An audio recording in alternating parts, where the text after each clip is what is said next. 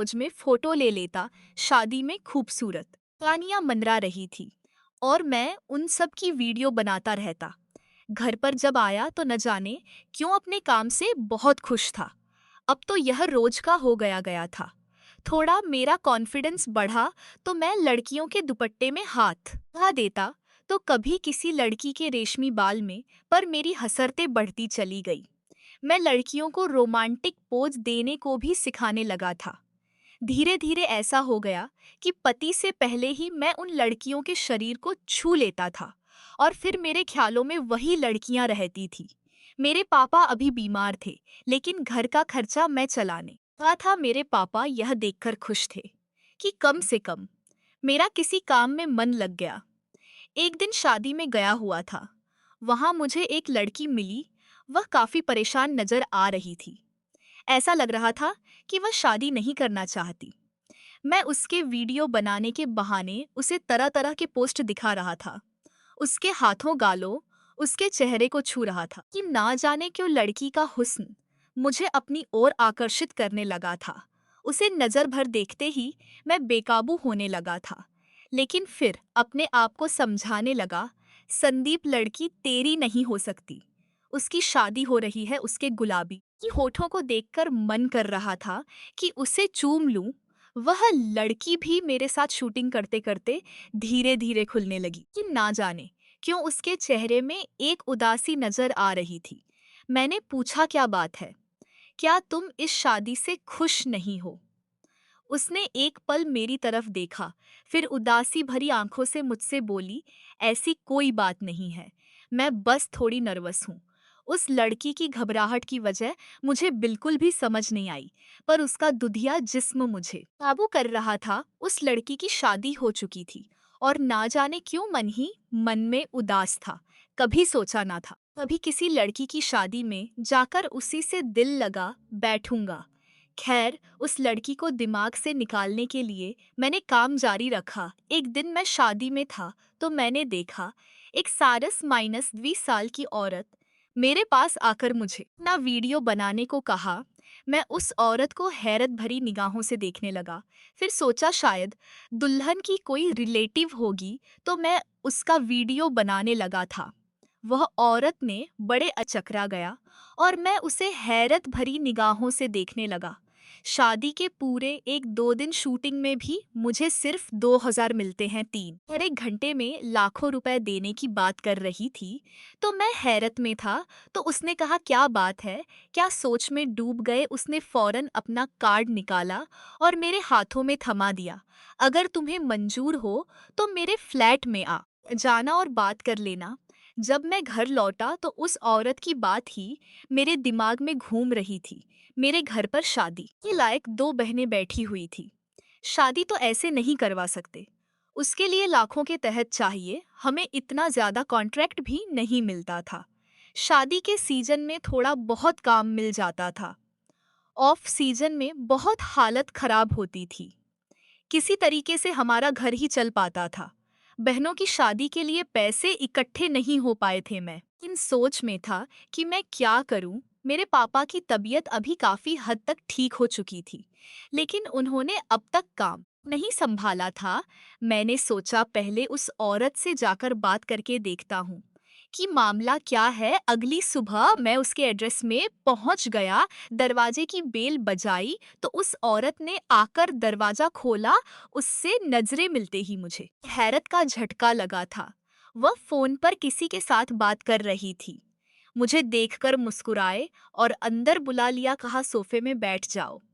वह मेरे सामने घूम घूम कर किसी से फोन पर बात कर रही थी और मैं सर से पांव तक उसे ताड़ रहा था। उसने एक बिल्कुल जालीदार मैक्सी पहन रखी थी और मेरी नज़र किसी एक्सरे मशीन की तरह उसके खुले कि हुए अंधों को देख रही थी। मेरे अंदर हवस जागने लगी थी। वह किसी हुस्न की देवी की तरह मेरे सामने टहल रही थी। थोड़ी देर बाद उसने सामने टेबल पर पड़ी सिगरेट की पैकेट उठा ली और सिगरेट का गस्त लगाने लगी थी। उसको देखकर मेरे दिमाग में गंदे ख्याल आने लगे थे। मन ही मन सोच रहा था, कहीं अपना खुद का कुछ ऐसा वैसा वीडियो कि वह तो नहीं बनवाना चाहती, क्योंकि लाखों रुपए देने की बात कर रही थी। बात खत्म करके वह मेरे सामने बैठ गई, कहा, मेरे साथ अगर काम करना चाहते हो तो तुम्हें 6 महीने का कॉन्ट्रैक्ट साइन करना पड़ेगा। तुम इस 6 महीने के दौरान किसी और के लिए काम नहीं कर सकते। यह सुनकर मुझे अपने कानों पर यकीन नहीं हो रहा था। मैं तो यहाँ सिर्फ पार्ट टाइम काम के इरादे से आया था, क्योंकि यह कह रही थी कि 3 घंटे का काम है, अभी 6 महीने के कॉन्ट्रैक्ट की बात क्यों कर रही है। मैं अपना दिमाग दोहराने लगा, क्योंकि शादियों के कॉन्ट्रैक्ट भी 1-2 दिन की ही होती है। मैं इतने लंबे टाइम के लिए किसी के साथ काम नहीं करना चाहता। 6 महीने के दौरान तो और भी ये शादियों के कॉन्ट्रैक्ट आएंगे, और यह औरत मुझे कितने पैसे देगी? 4 महीने तक -3 लाख देगी, तो इससे क्या नुकसान हो जाएगा? वह मेरी तरफ मुस्कुरा कर ऐसे देखने लगी कि उसे समझ आ चुका था कि मैं इस कॉन्ट्रैक्ट के लिए हाँ कर दूंगा। जबकि मैं इस कॉन्ट्रैक्ट को ना करने वाला था, वह कुछ ज्यादा ही कॉन्फिडेंट नजर आ रही थी। टेबल के नीचे से उसने चेकबुक निकाली, कहने लगी, इस काम के एडवांस में मैं तुम्हें दे देती हूँ। चेकबुक में अमाउंट भरकर उसने चेक मेरे सामने रख दिया। जब मैंने वह अमाउंट देखी तो मेरे हैरत का ठिकाना नाहेज इकट्ठे करने के लिए। पर वह लोग तो 3 महीने के अंदर शादी करवाना चाहते हैं। मैंने कहा, चले माँ, मुझे एक बड़ा कॉन्ट्रैक्ट मिला है, आप चाहे तो शादी के लिए हाँ कर दे। पैसे का इंतजाम मैं कर दूंगा। मैं खुशी खुशी अपने पापा के पास चला गया और कहा, पापा, बहन की शादी के लिए मुझे एक एक्स्ट्रा काम मिल गया है, इसलिए आप दुकान पर बैठ जाए और शादी वाला काम आप संभाल ले, मुझे कल से ही काम पर जाना है। उस औरत ने मुझे कि वह एड्रेस समझा दिया था जहां मुझे कल जाना था।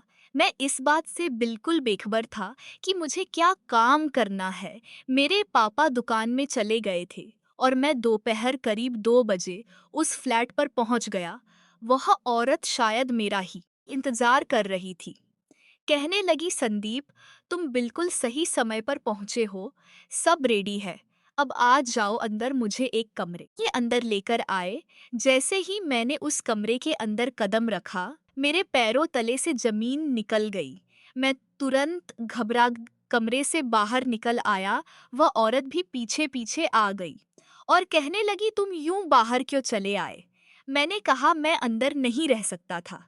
यह मुझे आप कहाँ लेकर आ गई है? यह काम कर पाना मेरे लिए नामुमकिन है। उसने कहा कि मैं शाह, अगर तुमने यह काम नहीं किया तो कॉन्ट्रैक्ट के हिसाब से तुम्हें इसके डबल पैसे मुझे देने पड़ेंगे। तुम्हें हर हाल में 6 महीने तक मेरा काम करना पड़ेगा। यह सुनकर मानो मेरे सिर पर आसमान टूट पड़ा। मैंने कॉन्ट्रैक्ट जल्दबाजी में पढ़ना जरूरी नहीं समझा था।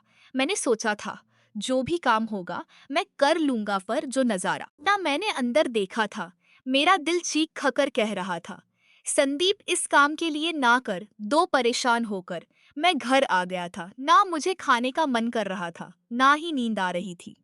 मैं सिर्फ यही सोचने लगा था कि अगर मैं यह काम नहीं करूंगा तो इसके डबल पैसे कैसे चुकाऊंगा। मैं किस नर्क में पैर रखने जा रहा हूँ। मैं लड़कियों को कि मैं हाथ आता था, लेकिन कभी ऐसा काम करना पड़ेगा मैंने सपने में भी नहीं सोचा था। 6 महीने के लिए तो मैं बुरा फंस चुका था। अगले दिन फिर से 2 बजे मैं वहां पहुंच गया। औरत मुझे देखकर पूछी, तो तुमने क्या फैसला किया, काम करोगे आज या दुगुना पैसा चुका दोगे? मेरे पास कोई रास्ता नहीं था। मैंने कहा, मैं आपका काम करने को तैयार हूँ। वह औरत मुझे कमरे के अंदर लेकर चली गई थी। 1 घंटे तक वहां फोटो शूट करने के बाद मेरे दिल की धड़कन बहुत तेज हो गई थी। मैं पसीना पसीना हो गया था। यह मैं किस मुसीबत में पड़ गया था? मेरे पैर बुरी ऐसे कांप रहे थे। मुझे उस लड़की का चेहरा याद आने लगा था जो अपनी शादी में परेशान थी, और फिर भी ना क्या चाहते हुए भी उसे शादी करनी पड़ी थी। जैसे ना चाहते हुए भी अब मेरे पास बचने का कोई उपाय नहीं था। आज पहली बार मेरी आंखों में आंसू आ गए थे। मुझे लगता था कि मेरे अंदर एक हवस छुपा हुआ है। उस फ्लैट के अंदर मेरा दिल ढल चुका था। अगले दिन जब मैं काम पर गया तो एक कम उम्र की लड़की रोती हुई नजर आई। मेरा दिल बहुत नरम हो गया था। मैं अंदर जाकर हर एंगल में कैमरा सेट कर दिया, पर अंदर ही अंदर ना जाने क्यों मेरे दिल के सैकड़ों टुकड़े हो गए थे। मैंने अपनी आंखें बंद की और शादी वाली वह लड़की जिसका नाम नीलम था उसी के ख्यालों में खो गया। उसके बाद आज भी मेरा वही हाल हुआ जो पहले हुआ था। पर धीरे धीरे यह काम में मुझे मजा आने लगा था क्योंकि मेरे अंदर की आत्मा मर चुकी थी। मैंने इतनी तकलीफ झेली थी कि मैं इंसान से हैवान बनने लगा था। मेरे अंदर कुछ मर चुका था। मेरी माँ एक दिन खुशी खुशी कहा, बेटा